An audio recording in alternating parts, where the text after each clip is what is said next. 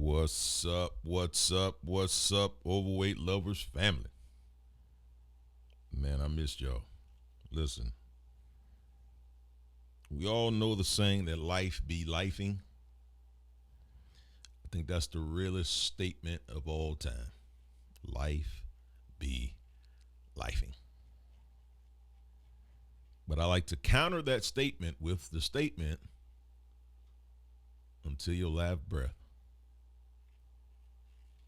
Keep doing what you love until your last breath. Keep doing what you love. So, I want to talk to you guys today about love. Love is in the air. I think at the end of the day, everybody wants to be loved, man. I think everybody wants to be loved. I think everybody wants to be understood. I think those are the two things. And probably respected and heard. It's a lot. But love is definitely up there. But as big men, that is usually our love language. Love is our love language. So we're gonna title this segment "Be Big, Bold, and Built for Love," because this is what we are. We big, we're bold, and we're built for love. We've always. I'm pretty sure you've heard people say, "Oh, he's just so lovable," right? He's just so cuddly. Yeah, we that. But at the end of the day, man, we're just lovable guys, just lovable people. So I'm gonna give y'all seven. Hopefully, I can get through it. Seven love tips for big men. That's what we're talking about. 7 love tips for big men. Let's dive right into it. And I know ladies like to eavesdrop on the podcast, so when I'm talking, I am thinking of them as well. So ladies, y'all could take notes. Listen, let me tell y'all something about this Palo Santo, man. I think that's the coolest, most masculine smell other than leather and probably tobacco. I'm just a fan of Palo Santo. So if you've never smelt it before, see if you can try to get your nose on it, man. It's a life changer. 7 love tips for big men. Number 1, we know what it's like to be overlooked, so we don't overlook you. And that's to the ladies. We don't overlook y'all, ladies. If you ever give a big man an opportunity to love you, I don't think you'll ever go back. Reason being, we know how to love. We know how to make people feel appreciated. We know how to make people feel seen, because oftentimes in our upbringing we've been overlooked. You know what I'm saying? That's just the wounds we have encountered throughout the years, right? Just growing up as a big man. It's just part of it. You know what? I'm tripping. We can't start the podcast without the overweight lover Al. There you go. There he is. Gleaming and shining. My brother, what's up? Give me a little bit. Give me a little pound. Poop. All right. We know what it's like to be overlooked, so we don't overlook you. Big men often pay attention to details because we know what it's like to feel ignored. So compliments hit different when they come from us. Compliments hit different when they come from a man who really sees you, ladies. It does. A lot of times, I mean, especially a beautiful woman or a woman that's considered pretty or super attractive. I mean, they get compliments all the time, but compliments hit different when they come from a big man. That's just my opinion. But my opinion has been proven many, many, many times. So I truly believe that. So big men, keep doing what you're doing, brothers. If you see a young lady that you're interested in, compliment her. I see it all the time. No corny stuff though. Please. Make sure it's from the heart. If it's not from the heart, then don't do it. Because women tend to read right through that, man, and that's not a good look. You don't want to be corny. You don't want to be phony either. So make sure it's coming from a good place.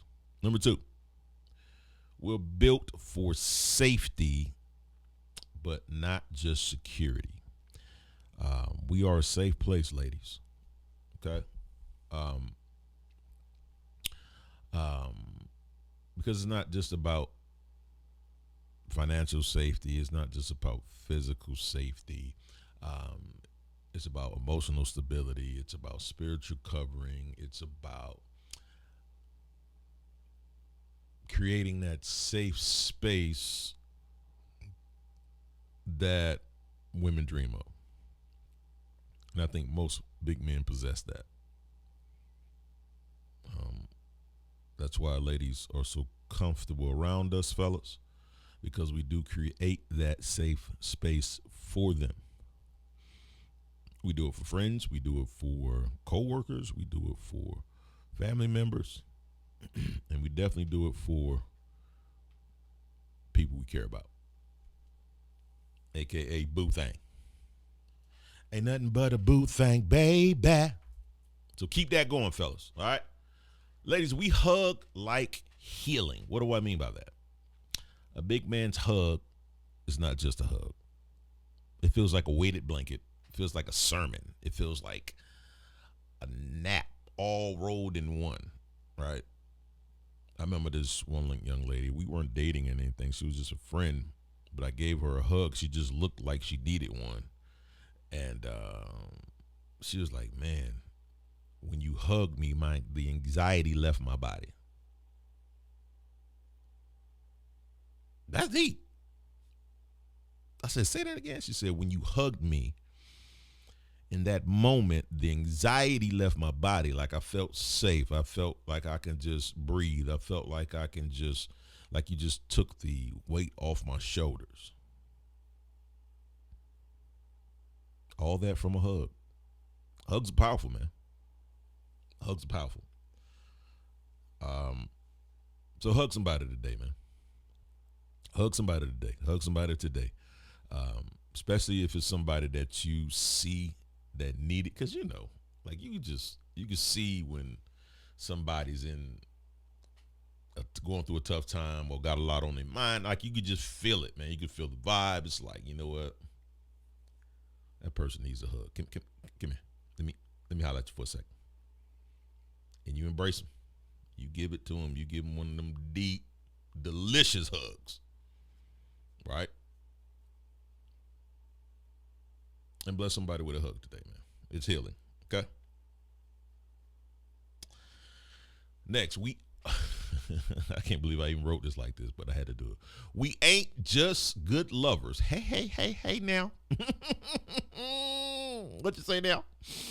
We ain't, I put that in parentheses, just good lovers. We are good listeners. And we are. Fellas, I know that you are a soundboard for most people. That's just the gifts we have been given. We are a soundboard for most of our people. People can trust in us. People can, like I said, we create that safe space for people. So what comes with that is People tell us almost everything. some stuff we don't want to know. Like, ooh, I ain't need to know all that, but I appreciate you. So we're a soundboard for most because we're good listeners. Most big men grew up with a deep sense of observation and empathy. When we say talk to me, we actually mean it. That's real. When we say talk to me, we actually mean it. And we're not listening to what's not being said. We're actually listening to what you need. That's most big men. That's our gift on this earth. Okay? So keep that going, fellas. I mean, keep being your natural self. Keep loving on folks. And I say big men love without expecting it in return. I think that's our gift. We love without expecting it in return. It's not a transactional deal what we do. It's not transactional. It's just from the heart. Most big men now. There's some shady bros out there now. Don't get that twisted. Just like it's shady people in every genre, right?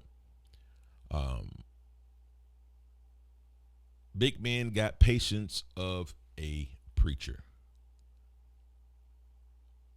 Big men got the patience of a preacher. I should have put good preacher on there. I should have put a good preacher. Because some preachers don't have patience, man. And then some preachers are not good preachers either. So, but good men got the patience of a preacher. We're used to waiting for a turn, waiting for respect, and waiting to be chosen.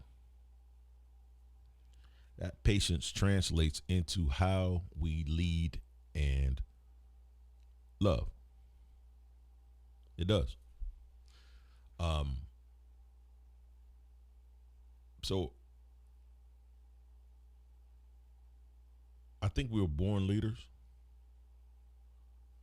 but it's a gift that we don't know how to use early, right? But usually a born leader still has to get training from a leader, if that makes sense. But we're born with the gift to lead. So most big men, I would say, are leaders within their circle in some way, somehow. Not necessarily saying you the out front person in your group. Not necessarily saying you the out front the person out front in your relationship. But you can lead from anywhere on the team, man, right? And so we all have that ability to lead from where we are on that team. But we do have patience for people, man. We really do have patience for people. Usually what we don't have patience for is ourselves. I know I'm a victim. I'm being honest. When I think about something and I want it done right now. Like the patience is, what you mean patience? Let's get it done with ourselves. But when it comes to other people, we give them patience. It's like we have understanding for people, and we try to bring the best out of people and be the best person we can be for people. And so that's where patience of a preacher comes in. Because again, we're soundboards, so people come to us with their problems, and more than likely we're just going to listen. And like I've learned not to just try to give a solution real quick. Like I try to listen and then ask, do you want to hear what I think you should do or a possible solution? When before I used to be like, hey, well, this is what you need to do. Right? And that's not fair to the person that's telling their story, man, because that might not be what they needed at that point. They might just want to vent. That's why we are natural soundboards, and that's why we sometimes just have to listen. I think we're gifted in that area, man. So keep doing what we doing. We are um, soundboards for people. The flip side of that is we don't have too many people to be our soundboard, and so we have to get poured into some way somehow. Mine is church. Mine is my pastor. Mine is my family. So you have to find something to pour. You have to find some avenue to get poured into, because if you're constantly pouring out, then your cup will run empty. Then you can't really serve anybody. And so you need somebody to pour into your cup, but that cup that's being poured into you has to come from a healthy place.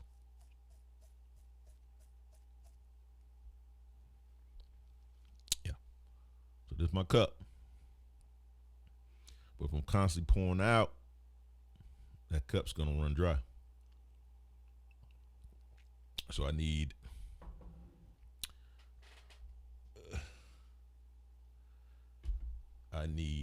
a vessel that pours into my cup. Basic stuff, man, but it's just real. That way I don't run out of energy. I don't run out of knowledge. I don't run out of love to pour into people that need it in my circle, or that I just meet. So you always have to be poured into, and not to be too deep, but make sure that what's being poured into you is clear, pure. Make sense? My man. All right, check it. We know how to serve without being weak. What does that mean? I know on the internet nowadays I think they call it a simp. Call it a simp. Not quite sure, because they got so many meanings for it, but basically, I believe a simp is a weak man.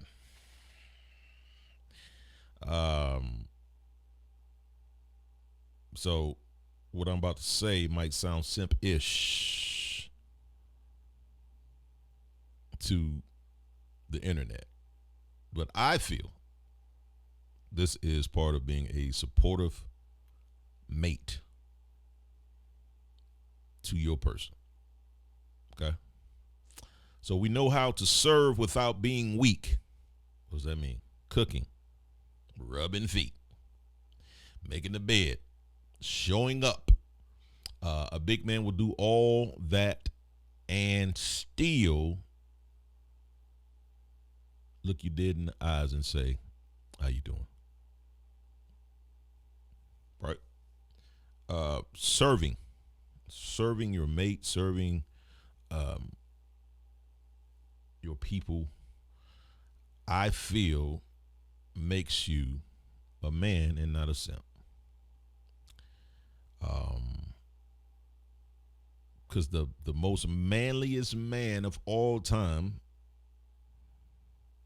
was Christ Jesus. Now, if you're not a Christian, if you don't believe it, just think about the person that you feel was the most manliest person in your eyes. In my eyes, in my heart, it was Christ Jesus, and he served the people. So if Jesus can do it, why we can't do it?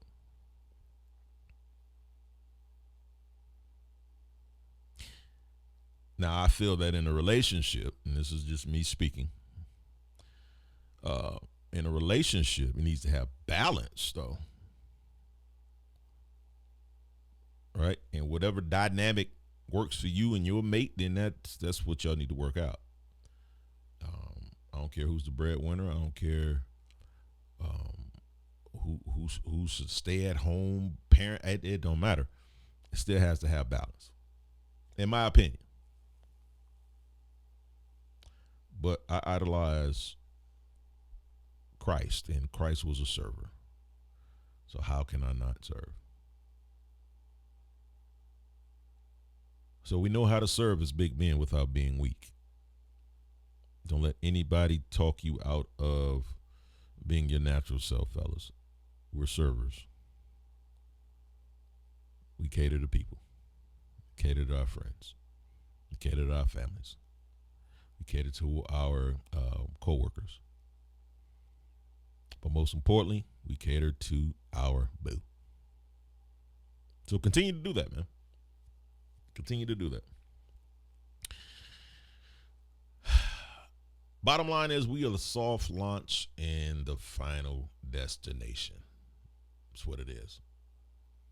We're just not a safe pick or a phrase. We are the real thing. So this is for the ladies that's eavesdropping on this podcast. Ladies, if you're ready for real love, it usually comes in a 2X or better. It usually comes in a 2X or better. Real love. I'm searching for a real love. Something about that time. Anyway. That's what it is, man. So, fellas, continue to be big. Continue to be bold. Continue to be brilliant. And as usual, I got to talk about my scent of the day. It's hot out. A lot of graduations popped off these past weeks. And I said, you know what? I need me a great summer fragrance that does well in the heat. So I went to Phipps, which is our high class mall here in Atlanta. And I wanted to smell Louis Vuitton. I wanted to smell all of them, and I smelled them. And some great fragrances. But the one that stood out was about 3 of them that stood out. But the one that stood out to me for the summer, for the hotter months, was Imagination. Imagination. That stuff smells magical. It is a beautiful scent. So I sprayed it on myself because I don't just go buy, because it's stupid expensive now. So I wanted to see how it does on my skin. So I sprayed it. And this is about noon. I went and sprayed it. And I went home. I went through, I went to lunch. And then I went home and all of that stuff. So about 3 hours in, the fragrance was very low skin scent. Meaning it wasn't in the air anymore. Like you had to really get up on it. And it smelled great. Don't get it twisted. But 3 hours in, it became a skin scent for me. So I did some research. I said, man, it has to be a fragrance out there that is similar to this, but that lasts longer than 3 hours. Because I'm not paying $500, $600 for a fragrance that lasts 3 hours. Oh, just keep it in your car. No, I'm not doing all of that, because the heat changes the dynamic and the chemistry of your bottle, of the juice that's in your bottle. So I don't like that, leaving colognes in the car, fragrances in the car. So anyway, searched, man, and got this guy right here. It's called, see if y'all can get up on that. Can you get it? There you go. It's good stuff. Called Massage. I think that's how you say that. Massage Infused. This is about the best play on imagination that I've smelt, and I've smelt a couple of them that's out there, or a few of them that's out there. But this one right here won me over, man. And it lasts about 5 hours. But boy, let me tell you, bruh, this is it right here, man. So, and this is like $40, man. So, not knocking the big dogs, but them little dogs out there barking, man, and they barking strong, and they got a bite on them. So, anyway, man, I appreciate y'all. Just want to stop by and holler at y'all real quick, man. I know it's going to be a great week for you all. So I want you to have an amazing week. I want you to bless somebody, pour into some people, love on some folks, be patient, be a great listener, give some folks hugs, and be that safety, security that they need. I'll say again, the most manliest man I've ever known is Jesus Christ. So if he can serve, if he can be a protector, if he can be that preacher, if he can be patient, if he can do all of this stuff, so can you. Holla at your boy, man. I love y'all. Have a great, great, great week. And we'll do it again real soon. Overweight lovers. Hootie hoo!